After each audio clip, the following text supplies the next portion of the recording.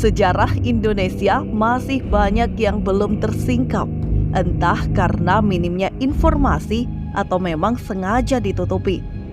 Salah satu kajian menarik untuk dibahas adalah teori tentang benua Lemuria dan hubungannya dengan Zionisme.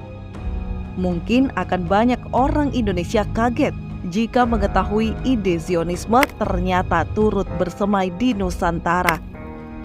Apa hubungan antara benua Lemuria dengan gerakan Yahudi di Indonesia? Bagaimana gerakan tersebut bisa masuk ke Indonesia?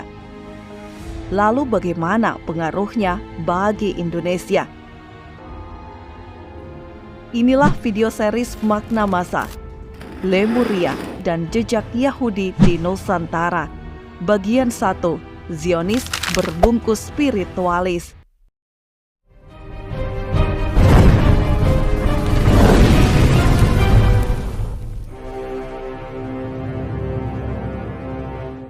Israel tidak akan melakukan apa-apa kepada Indonesia. Mereka akan bergabung ke kita karena kita adalah nenek moyangnya. Makanya namanya ibu kota Israel namanya Jaffa, Tel Aviv. Semua serba Jaffa. Video tersebut adalah cuplikan ceramah MH Ainun Najib atau Cak Nun. Menurutnya, Israel tidak berani mengusik Indonesia karena bangsa Indonesia, khususnya Jawa, adalah leluhur bangsa Israel. Cak Nun menyodorkan bukti, di antaranya nama ibu kota Israel yang dia sebut sebagai Jaffa Tel Aviv. Apakah pernyataan Cak Nun mengindikasikan adanya hubungan antara bangsa Indonesia dengan bangsa Yahudi? Sayangnya tidak. Pada sisi ini, beliau salah menafsirkan Jaffa Tel Aviv. Jaffa tidak ditulis dengan huruf V, melainkan huruf F, sehingga bukan Jaffa atau Jawa. Jaffa atau Jafo adalah kota kuno di Palestina yang didirikan oleh orang-orang Kanaan. Letaknya yang strategis membuat Israel menjadikannya Jaffa sebagai ibu kota dengan nama baru Tel Aviv. Karena Israel sangat menghormati jejak histori kota ini, maka nama Jaffa disematkan di depan Tel Aviv sehingga jadilah Jaffa Tel Aviv. Pernyataan MH Ainun Najib dikeluarkan dalam konteks kebanggaan akan leluhur Indonesia. Salah satu teori yang membanggakan itu adalah hipotesa Indonesia sebagai induk peradaban dan keberadaan Atlantis dan Lemuria yang konon berada di Indonesia. Pernyataan Indonesia adalah bagian dari Atlantis atau Lemuria sebenarnya sudah ada sebelum Profesor Santos menerbitkan bukunya pada 2005. Jauh sebelum itu, C.W. Leadbeater dalam bukunya The Occult History of Jaffa sudah membicarakan hubungan antara Indonesia, khususnya Jawa, dengan Atlantis dan Lemuria. Sang penulis yang hidup di masa kolonial Belanda itu menyebutkan bahwa orang-orang dari ras Polinesia inilah yang pertama kali mendiami Pulau Jawa. Mereka merupakan bagian dari bangsa Lemuria yang menghuni benua Australasia, yaitu gabungan Asia Pasifik dan Australia. Kedatangan bangsa Lemuria disusul oleh kedatangan penduduk Atlantis yang membawa beserta mereka kepercayaan-kepercayaan jahat dari negara mereka. Raja India, Kariska, kemudian mengirimkan ekspedisi ke Jawa tahun 78 Masehi. Pemimpin ekspedisi itu dikenal sebagai Aji Saka. Misinya adalah memusnahkan semua upacara jahat dan kanibalisme, serta menerapkan kembali berlakunya hukum dan budaya Arya atau Hindu. Secara umum, memang buku Leadbeater ini tidak ilmiah dan sangat bias. Namun kita tidak akan membahas lebih dalam tentang buku tersebut, karena ada hal yang lebih menarik, yaitu latar belakang penulisnya. Leadbeater, sang penulis buku sejarah gaib Pulau Jawa, adalah tokoh utama di balik gerakan teosofi di Hindia Belanda. Teosofi, singkatnya, adalah sebuah gerakan internasional yang bertujuan untuk menemukan pengetahuan agung di atas semua agama.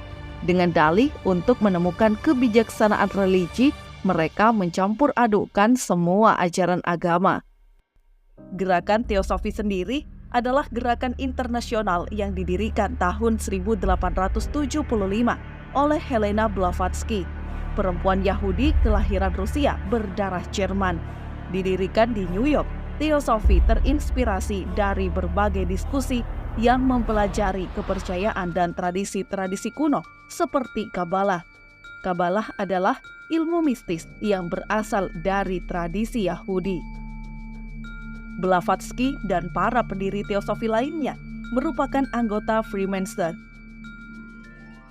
Dibidani oleh tokoh-tokoh Freemason, ajaran teosofi banyak dianut oleh pengikut Freemason di seluruh dunia. Sebagai informasi, Freemason adalah sebuah organisasi persaudaraan Yahudi internasional paling rahasia yang pernah dikenal umat manusia. Freemason menjalankan agenda rahasia dan tersembunyi yang tidak diketahui masyarakat umum. Banyak ahli berpendapat bahwa organisasi ini telah menjadi dalang dalam serangkaian revolusi yang terjadi di dunia. Namun, para Mason tetap bungkam terhadap semua tuduhan dan lebih memilih untuk tampil sebagai sebuah organisasi sosial yang bukanlah wujud asli mereka. Kembali kepada perkumpulan teosofi.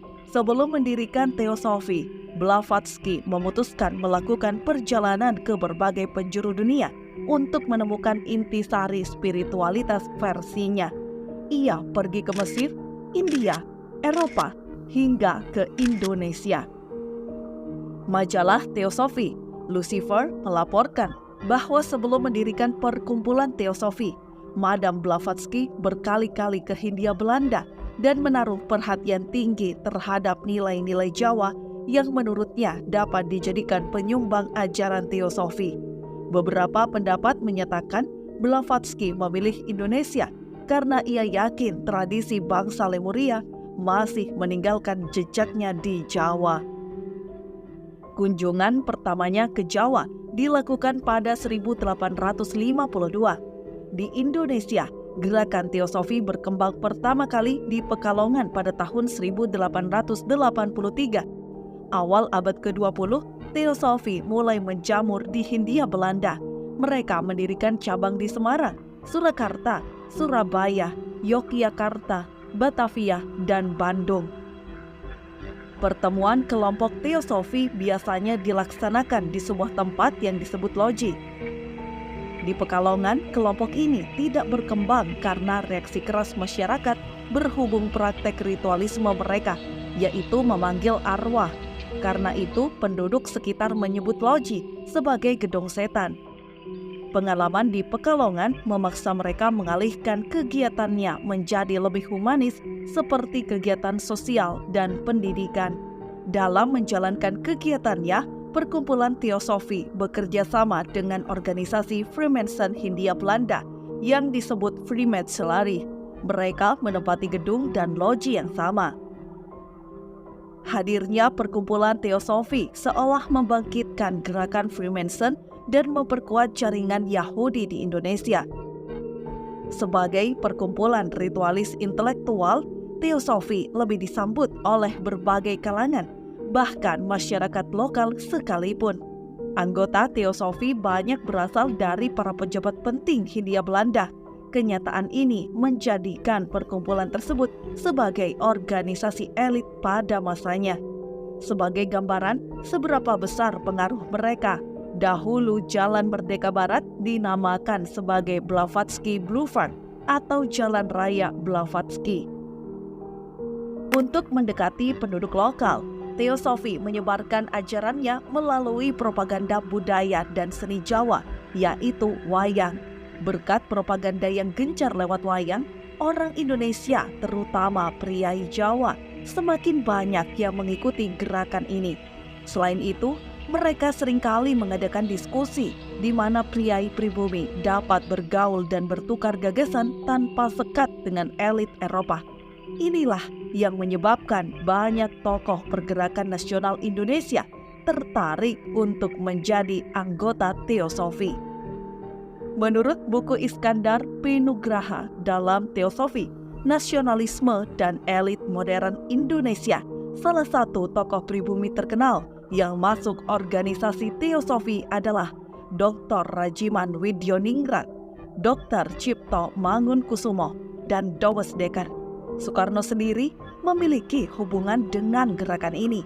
Walau tidak pernah menjadi anggota, Soekarno menghabiskan banyak waktu berjam-jam membaca buku di perpustakaan Theosophy. Soekarno memperoleh akses ke perpustakaan karena ayahnya anggota Theosophy.